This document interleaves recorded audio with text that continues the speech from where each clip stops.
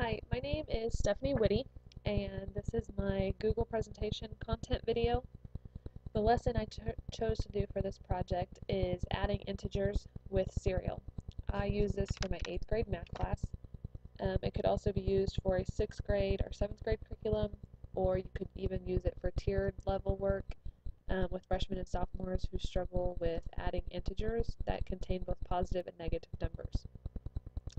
As I said, this lesson is entitled Adding Integers with Serial, and I use this for my 8th grade math class. In this lesson, students will work with adding integers. They will use a visual aid to help them visualize when the positives are canceling out the negatives, and they will use the visual aid to play bingo as a class. The state standards that this lesson is aligned with is the Kansas State Math Standards, and that would be standard 8.1.4 K2A. The standard being number and computation, and the indicator being that students will perform and explain these computational procedures with rational numbers, including addition, subtraction, multiplication, and division. This lesson is mainly targeted at addition. The NETS standards for students are standard number 1, creativity and innovation. The student will use models to explore complex systems and issues. And standard 2, which is communication and collaboration. The student will interact and collaborate with peers. And they will contribute to project teams to produce original works or solve problems. The NETS standards for teachers would be standard number 1, which is facilitate and inspire student learning. The teacher would promote and support and model creative and innovative thinking, and model collaborative knowledge construction by engaging the student in the learning. And standard number 2, which is design and develop digital learning. The teacher would design and adapt relevant learning experiences that incorporate digital tools to promote student learning and creativity. The instructional objective for this lesson is that the student will be able to add positive and negative integers effectively without the use of a calculator. A proficient student would receive a minimum of 20 to 25 on this bingo card.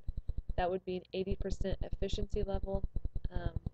If you adapt the worksheet for various learners and you shortened the amount of problems or extended the amount of problems, you would want to calculate that 80% to consider them efficient.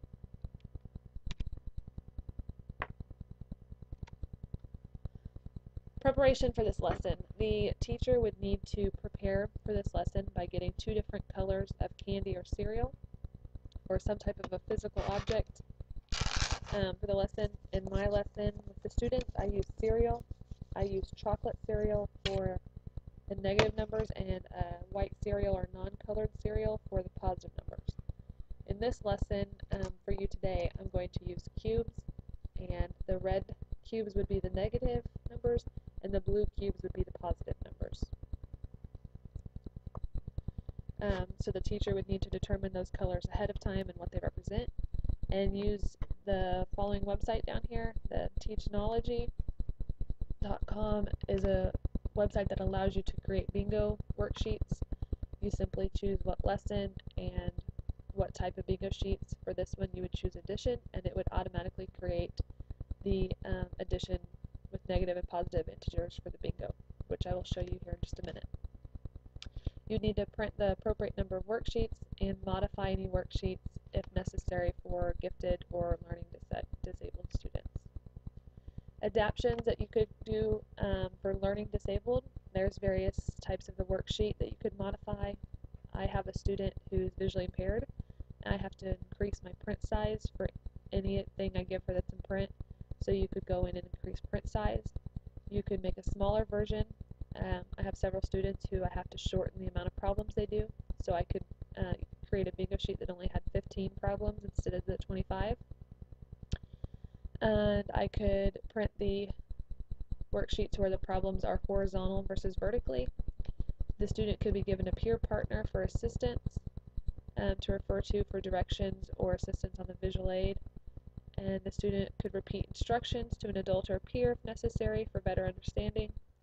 And the teacher could keep close proximity for retracking or monitoring. I have several ADD students who just need a simple touch on the shoulder to get them back on track, and that close proximity would allow me to do that without bringing attention to that student. The learning gifted students, you could only allow them to use the visual aid for the practice and not the actual problems on the bingo card. You could let them use the visual aid for X amount of problems, maybe 15 problems, and the last 10 they have to do without the visual aid. You could include other types of problems like subtraction problems with positive and negative integers, multiplication, division, to challenge the student more. Or you could increase the number of problems that they do, and so that they don't feel like they're being punished for working at a quicker rate. You could let them use multiple bingo cards, which would in turn increase their bingo chance. They would get excited because they would have more bingo cards to work with. Assessment and evaluation. For a student to be considered proficient, they need to master 80% of the problems. As I said, for this assignment, that would be 20 out of 25 problems. In order to assess the students after playing bingo, I would read aloud the answers while monitoring the students to make sure they're doing it correctly. They would highlight the problems they got correct, and then they would go back and make corrections to the problems that were not answered correctly, which would be the ones that would not be highlighted. On top of that evaluation, the ones that they miss, they would sit down with me at a later date and they would go over and demonstrate those problems to make sure that they have a full understanding. Okay, demonstration of the problem. I would do this with the students for the guided learning. And I would show this on a whiteboard or on some type of technology PowerPoint, anything that can be projected up and overhead. The original problem that I have is 5, I have to adjust my screen here, is 5 plus a negative 4. That would be my original problem. To do the visual aid, and I would either put this up on the screen somewhere,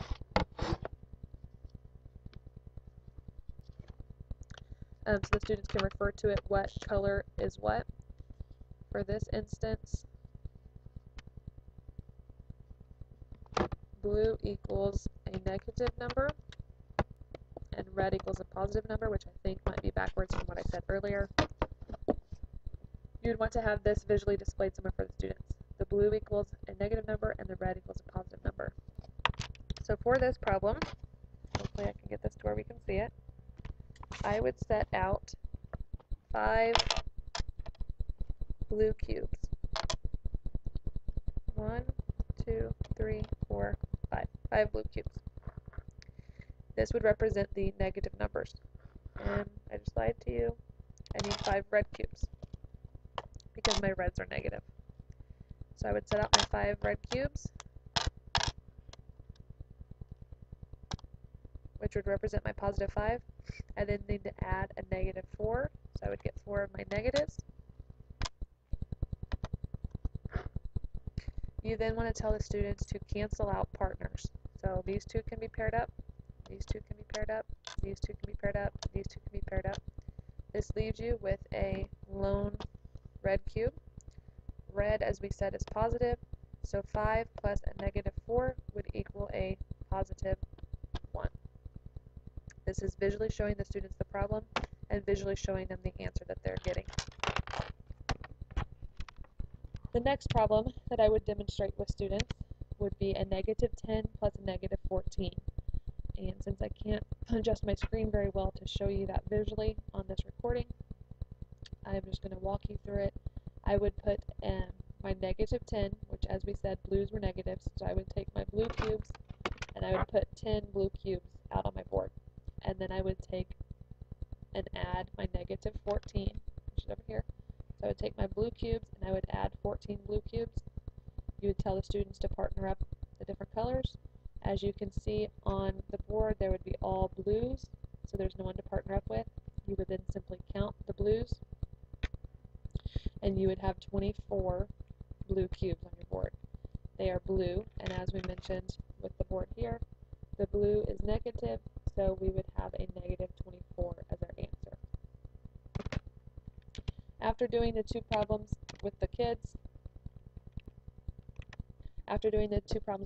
I would then let them, I would put 2 to 3 other problems up, and I would let them independently work the problems and use the visual aids, work with the manipulatives. I would walk around the room and make corrections as necessary. After walking around and passing out chips while I'm doing this, that way we could start the bingo cards. I would pass out the bingo cards while they're doing their independent practice. They would then work on their 2 to 3 problems. When they're finished with those, they would answer the sheet. They would answer the bingo card, which would look like this. It is full, as bingo on top, it's full of addition problems with negatives and positives. The students would fill these out.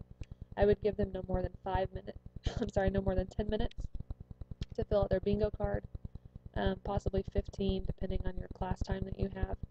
After the students have filled out their bingo card, I would give them their chips to fill in the bingo. I would randomly draw cards that has the answers. The students would then fill out their bingo card as their answers appear. The lesson itself, I would allow, as I said, no more than 15 to 20 minutes to fill out their bingo card. After they fill them out, I would draw the cards and read the answers. After we have our first bingo, that student would win a prize, whatever you would determine to be the prize, whether it be candy or free time, whatever prize you choose to give the student.